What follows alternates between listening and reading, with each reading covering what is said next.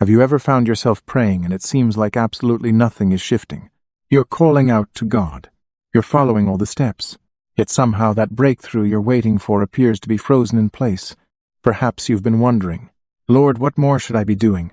Well, it might be the right moment to incorporate fasting into your prayer routine, because fasting is not simply some ancient religious tradition. It is a mighty spiritual practice that brings your heart into alignment with God's power and purpose. Today, we're going to explore fasting for spiritual breakthrough, a hands-on guide designed for those just starting out. By the time this video ends, you won't just grasp the concept of fasting. You'll know precisely how to begin and understand why it's so effective. Before we dive in, please remember to like, share, and subscribe to Nocturne Covenant, the place where we support you in drawing nearer to God one step at a time. Let's begin with the basics. Fasting is not about inflicting punishment on yourself or trying to rack up favor with God. It's about substituting physical appetite with spiritual appetite. It's the moment when you declare, Lord, you matter more to me than food, than amusement, than ease. Throughout the Bible, fasting is consistently connected to pursuing God with intensity. Jesus fasted for 40 days before launching his ministry, as recorded in Matthew chapter 4, verses 1 through 2. Esther fasted before putting her life on the line for her people, found in Esther chapter 4, verse 16. The early church fasted before making significant decisions, documented in Acts chapter 13, verses 2 through 3. So fasting is not about denying yourself. It's about dedication. When you engage in fasting, you're lowering the volume of the world's distractions to increase the sound of God's voice. It brings humility to your soul, provides clarity to your mind, and aligns your spirit with God's guidance. So why does fasting unlock breakthrough? It's because fasting functions as a spiritual weapon. When you quiet your flesh, your spirit grows keener, more attuned to God's direction. All of a sudden, Scripture comes to life. Prayers penetrate deeper. God's presence becomes more tangible. In Mark chapter 9, verse 29, Jesus declared, "This kind can come out only by prayer and fasting." There are specific spiritual conflicts that cannot be conquered through prayer by itself. They demand a more profound level of surrender, and fasting represents that surrender. When you fast, barriers start to fall, not because of your own power, but because you've created space for God's power. Fasting doesn't manipulate God's hand. It tenderizes your heart. It's not about forcing God to act. It's about positioning yourself in a place where He can act. Now let's discuss the practical aspects, the different types of fasting. Number 1. Complete fast. Water only. This is the approach Jesus took for 40 days in the wilderness. It's a total fast. No food whatsoever. Only water, and it should be practiced only for brief periods, and only if you're physically capable.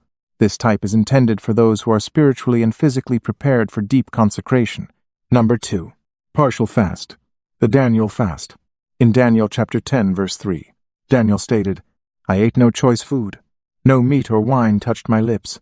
He concentrated on simple food such as fruits, vegetables, and water. This is ideal for those who desire to fast for an extended period while preserving their strength. Number 3. Intermittent, or time-based fast. This is extremely beginner-friendly. You could skip 1 or 2 meals each day and dedicate that time to prayer and worship. For instance, skip lunch for 3 days and use that hour to pursue God. Number 4. Non-food fast. Media or distraction fast.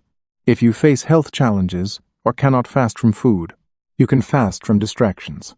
Social media, television, online games, anything that diverts your attention away from God. Fasting is not restricted to food. It's about whatever enables you to give God your complete, undivided attention. All right, now, let's get hands-on. Here's how to launch your first fast step by step. Step 1. Prepare your heart. Don't simply stop eating. Start pursuing. Before you start, pray, Lord, what do you want to reveal to me through this fast? Your intention is crucial. You're not fasting to earn God's approval, but to welcome Him deeper into your life. Step 2. Set a clear goal. Be precise. Don't just declare, "I'll fast." Instead say, "I'll fast 1 meal a day for 3 days to seek God's direction about my next step." Step 3. Replace meals with prayer and the Word. If you skip food but neglect to pray, that's simply dieting. Fasting becomes powerful only when it's combined with prayer and Scripture. Read passages such as Isaiah 58, God's chosen fast, Psalm 63, "The soul that thirsts for God, Matthew 6. How to fast the right way. Step 4. Stay hydrated and rest. Drink water. Get rest. Avoid pushing your body excessively.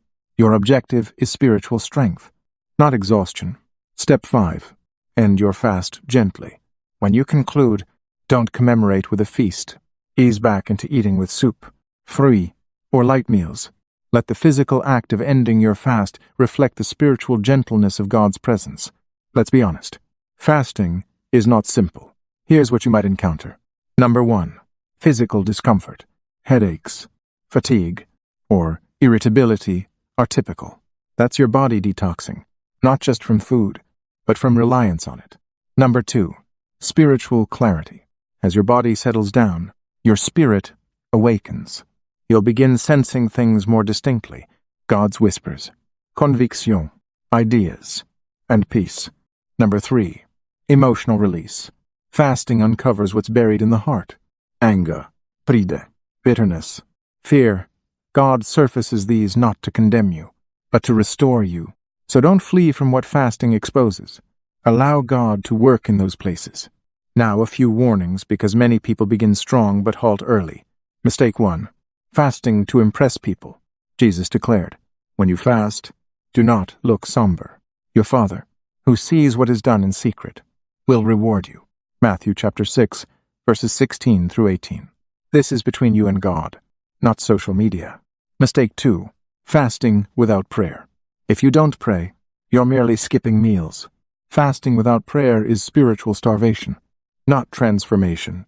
Mistake 3. Being too hard on yourself. If you stumble, don't quit. God examines your heart, not your perfection. Mistake 4. Ignoring health limitations. If you're under medication or have medical conditions, seek wisdom before attempting intense fasts. Remember, fasting is about pursuing God, not damaging your body. Now here's the beautiful part, the rewards. Isaiah chapter 58 verse 8 says, then your light will break forth like the dawn, and your healing will quickly appear. Fasting brings clarity. God provides fresh direction, freedom.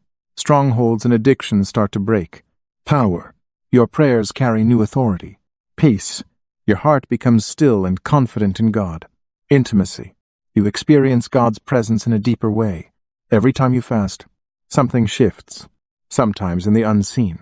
But even when you don't sense it, God is moving behind the scenes. If this message is blessing you so far, type in the comments, I'm ready for my breakthrough. And don't forget to like, share, and subscribe to Nocturne Covenant so more people can experience the power of fasting. 2. So, where do you begin? Start small. Maybe fast 1 meal a day for 2 days. Or try a half-day social media fast. Don't strive for perfection. Strive for connection. The goal of fasting is not to obtain something from God. It's to draw closer to Him.